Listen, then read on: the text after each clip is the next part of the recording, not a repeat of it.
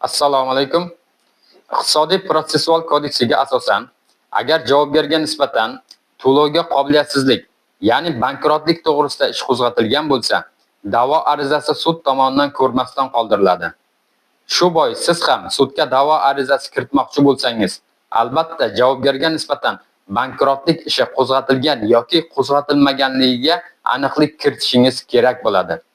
Aks holda bu holatni o'rganmasdan turib sudga da'vo arizasi topshirsangiz va keyinchalik javobgarga nisbatan bankrotlik ishi qo'zg'atilganligi aniqlansa, da'vo arizangiz sud tomonidan ko'rmasdan qoldirilishiga olib keladi.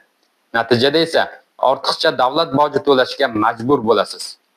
Qonunchilikdagi va sud amaliyotidagi muhim jihatlar hamda foydali maslahatlardan xabardor bo'lib borish uchun bizning ijtimoiy tarmoqlardagi sahifalarimizga obuna bo'ling.